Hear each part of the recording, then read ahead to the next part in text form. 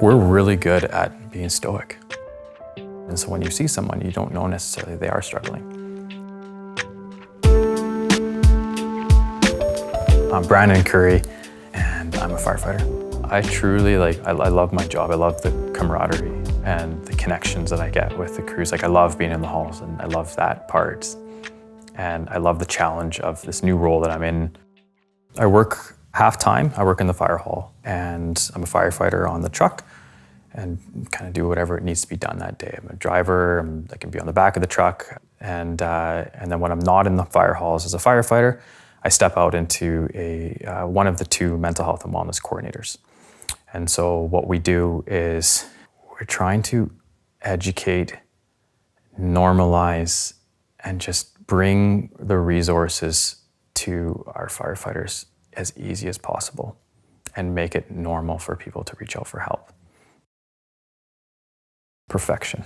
When we show up to a scene or an incident, perfection is expected of us.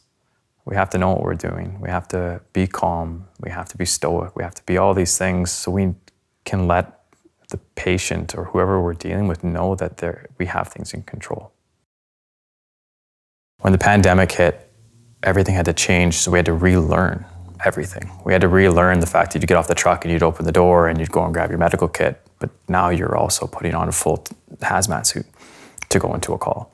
And so now your level of muscle memory is gone, and so everything took much more brain power. What's the newest thing? Are we wearing this kind of mask? Are we wearing this kind of mask? And are we wearing full suits? Are we wearing the gowns, the full face shields?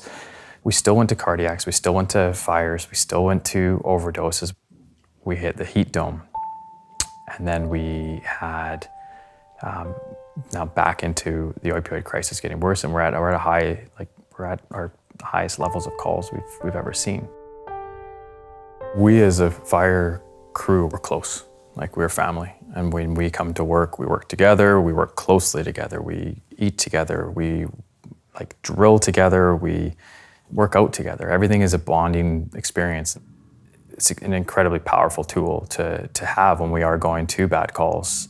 If you have a solid connection with that crew, you feel like you can take on a lot more because you know they got your back. So that's one of those things where when COVID hit, it made things a lot different in the fact that when we would go on calls, the calls typically would be longer with hazmat kind of level of putting our kit on, and then we would be on scene for quite a long time, and then we'd have to do decontamination. And so we'd have to basically now take off all the gear properly and make sure that we were clean throughout the whole bit.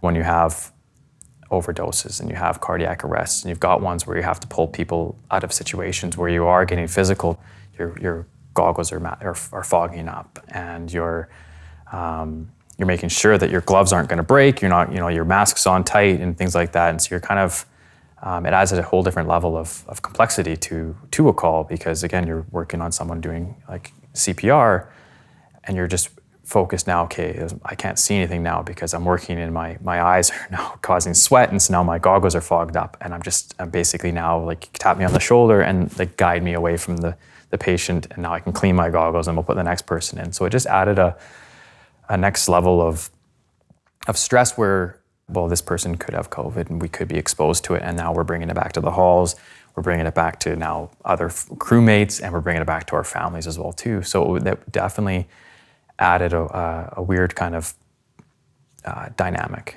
to the calls. Ferris is our BCPFFA occupational stress injury dog. He's trained to downregulate. When I bring him to work, either in the fire halls or into a group talk, we bring him in and he just is able to come in, sense any sort of stress, any sort of elevation in your stress hormones, and he's just gonna come up and he's gonna just try to bring you out of it. The way I feel about Ferris is he's wonderful. He's been an incredible addition to our provincial union and our mental health committee, and then within Vancouver, our utilization here. He's just an incredible guy. So if we bring him into diffusing, it just shakes up the room, and we just witnessed something terrible, but we've got a dog in the room and we're just gonna pet a dog. It's quite a hierarchy of it's quite an umbrella. that comes down to a fire hall, when you actually start looking at each hall, it balloons out quite large with support teams above us. During COVID, that was one of our I would say it was one of our positives for it, is the fact that we had a task force created that had chief staff and our firefighters on this group together who were still in the halls with us, fighting fires, coming to calls, integrated. And they're also there helping to shape the policy of what we're dealing with. Guidelines were being passed down to them, and then they would shape those for the actual fire halls themselves. And that was really nice for us to be able to know, okay, these aren't just blindly getting handed down. And so we would work shifts with the people who were on the COVID task force in the fire halls with us. And so it was really nice that way, having that connection to policies and regulations. It's a fluid position where we're trying to just figure out the need, trying to figure out, like, how do we normalize decompression on shift? Like, how can you, instead of coming home with high levels of stress, like, how can we get you to come home at a lower level of stress, ready for your next phase of your day with your family? You might be coming home to small ones. You might be coming home to stressful situations at home. You could be coming home to life trauma. And we want to make sure that work doesn't just escalate your stress levels and then you just all of a sudden come home and are stuck. So we're trying to teach how to step down to home. We're really good at being stoic.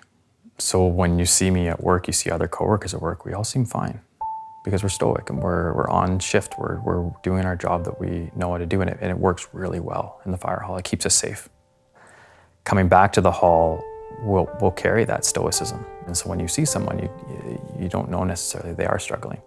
I joined our CISM team 10 years ago, and there's been such an incredible shift where we started doing psychoeducation to crews, just teaching about the signs of stress and what stress can cause, and then having those light bulbs go off on people's, kind of in their brains, where they're like, oh my gosh, and they go through this program and realize that those things are what they're feeling. And so we're able to kind of create a culture shift without shame. Sometimes people don't want to ask, are you okay? Because they're worried about, what do I do? What if they say no, right? And what do I do if they say that they're really struggling? And we're like, well, then you lean on us as a CISM team and a peer support team. And I said, I don't need names. I don't need, I just need location of roughly where they live and what's the rough idea of what they want to go see a counselor for. And I said, well, behind the scenes, we'll help you facilitate them getting to a counselor. So we have a counseling network of counselors who have taken a course on what it's like to be a firefighter, because we need to be able to go to a counselor who can handle what we're bringing there.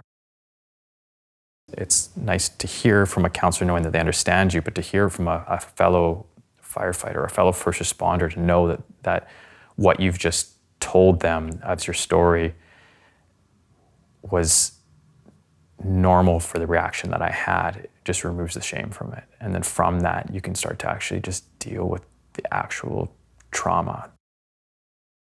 If we didn't as a team be able to get that in there before COVID, it would have been a different story. I love talking about this stuff because I just truly believe in it. And that's kind of where we're really hammering home right now, is just that, like, the job's not changing in the sense that we're still going to calls, we're still going to record amount of calls, we're still going to everything. But we need you to be able to protect in place and do these self-care things to make it sure that you survive this career. And I love the challenge of being able to work with the team trying to navigate these problems, because the payoff at the end is people hopefully getting access to help. It's just a wonderful challenge to have.